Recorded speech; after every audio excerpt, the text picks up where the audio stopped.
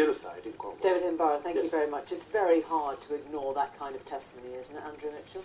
Well, there are a large number of allegations like that, none of which have been proven, and indeed quite a lot of these South African allegations have been shown not to be true. But look, let's disentangle some of this. These are allegations made in 2008 by provincial French and Spanish judges, junior judges, which have been widely discredited, and they are allegations supported by people who were part of the genocidal regime that killed more than 1 million Rwandans in 90 days against the people, including this man who's been arrested in London, who stopped the genocide. So you're saying all this is politically motivated by the Rwandan government? By the other side of Rwanda? What I'm saying is that the arrest warrant that has been issued and followed through in London, and it's not a reflection on the British government, because the British government has to, or the British police have to follow the arrest warrant. These are against the people, widely discredited allegations, who stopped the genocide. When Britain and America and France did nothing to stop the genocide. But if and these guys who are being indicted in this way, they stopped it, they saved lives, and it is an absolute travesty that these allegations are being given currency. Allegations stemming from those who were part of or who support the old genocidal regime against the very people who stopped the genocide and saved so many lives. But there were, I'm sure you'll acknowledge, atrocities committed on both sides. Isn't it important that you start somewhere, and if there is an arrest warrant, we have to go along with it and we have to bring justice? There have been proper public investigations of these allegations, a lot of which have not been proven. The central issue, that a genocide which killed 1 million people in Rwanda in a very short period of time, was stopped by the people who are now being indicted in what I believe is a fundamentally wrong and erroneous way. You heard the claims from Phil Clark in Mark Urban's film that it is very important for the UK to be seen to be doing this to justify the aid that goes to Rwanda, that he called it, I think, the Switzerland of Africa. Now, you as International Development Secretary made sure that Rwanda was on the target list for aid. Do you accept that that is an important part of this? Well, look, the relationship which Britain has with Rwanda is a relationship with the Rwandan people. And the aid and development which the British taxpayer has supported in Rwanda, which spends its money incredibly well, has lifted more than 1 million people out of poverty. But what does that mean, it's a relationship with the Rwandan people? I mean, somewhere along the lines you've got to be saying, are you on the side of the government or are you not? And it sounds as if you're saying, we have to prop up this government. Britain under both Tony Blair and David Cameron has been a strong supporter of Rwanda and its development. But as I say, it's a relationship with the Rwandan people. And, you know, this is a very unstable and difficult part of the world. You've got the DRC in the north, you've got Burundi, which has had terrible troubles in the last few weeks. Rwanda is a bastion of stability, and the people who support the regime in Rwanda are not just the Tutsi tribe that was massacred. It's also members of the Hutu community who see that stability has been restored by President Kagame and his colleagues. And just on a very basic level, did you or other British ministers give assurances to Karaki that he would be safe if he came here? Were those kind of pledges made to him or other members of the government, the regime? No, that's not how the system works. You know, if an arrest warrant is issued, it is up to the police. Is that a no? Because you know him well. No minister could give those assurances. I don't believe any minister has. But this is the justice system, which is carried out by the justice system and by the police. But what I'm saying is that a Spanish arrest warrant has been used in an outrageous way by supporters of the old genocidal regime. This is political justice, it isn't proper justice, and it is quite wrong what has happened to this man joining us. That sounds like you're suggesting that there is a support for a genocidal regime from Spanish and French provincial judges. Is that what you're saying? No, that's not what I'm saying. What I'm saying is that the activists... Yes, my name is Prudencienne Seward. I am a Rwandan, and I am a genocide survivor. Genocide against the Tutsis in Rwanda in 1994. As a genocide survivor, I would like to make a comment on Andrew Mitchell's speech on the BBC Two after the arrest of Karenzi Karachi. I should firstly thanks, in fact, what the British government has done to support Rwanda after the genocide. I am aware that they have a lot of programs which they have been supporting women or genocide survivors, or Rwandans in fact. But in his on this program on BBC Two, there is where Andrew Mitchell is saying that those who arrested the Karenzi Karachi are genocide supporters, government genocide supporters.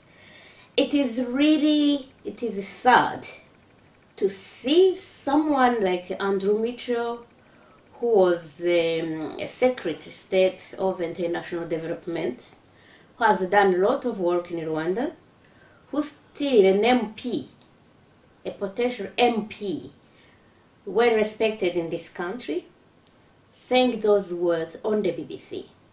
He has said that the cooperation between government of Rwanda and the British government is for Rwandans.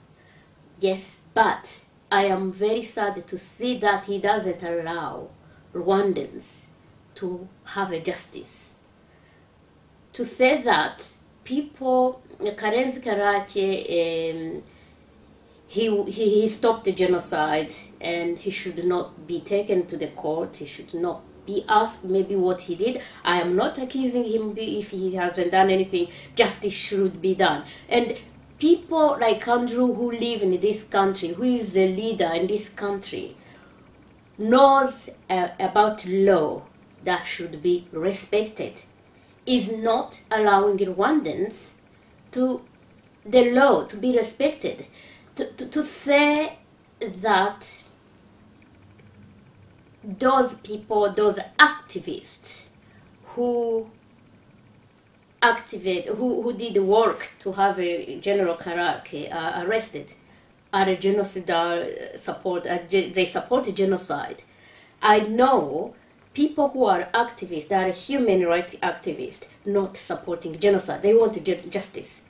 But it is really sad. I am calling all British people, ordinary people, to stand with us Rwandans who have faced so much impunity, injustice, to support us, to come with us, to tell these politicians to stop continuing supporting those who continue to kill Rwandans, those who continue to oppress people who have no freedom of speech.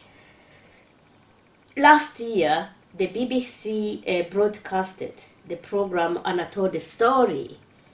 The Rwanda government took decision to stop BBC African Great Lakes, the Kinyarwanda program, which was being enjoyed by all Rwandans, which even a child in Rwanda, every Saturday they woke up to listen to a program in Vonivano. Every 6 o'clock in the afternoon, all Rwandans, they were on radio to hear the news of the BBC, because we trusted that radio to be the real radio to tell the truth, a peaceful radio that talk reconciliation and forgiveness all the time. But that radio has been completely banned. Andrew Mitchell, the British government hasn't done anything to support us Rwandan. How this government is for Rwandan, or is it for President Kagame and his regime?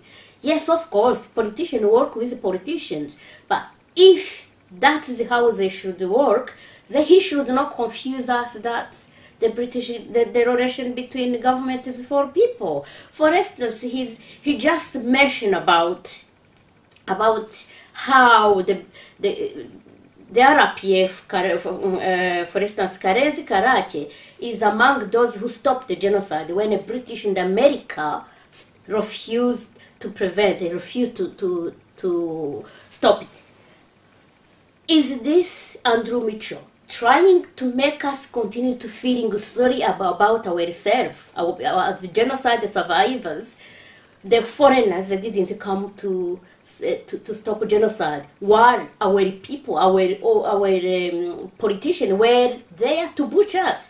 Is there any law say that if a politician is butchering his own people, the foreigners will come to stop him? No, that is not. They will follow where they found interest, their own interest. That's what the situation of Rwanda, because the British and America, they waited for Kagame to go on power so that they can cooperate, they can have a cooperation between them. But we want them to respect our rights, our justice, because we need a justice.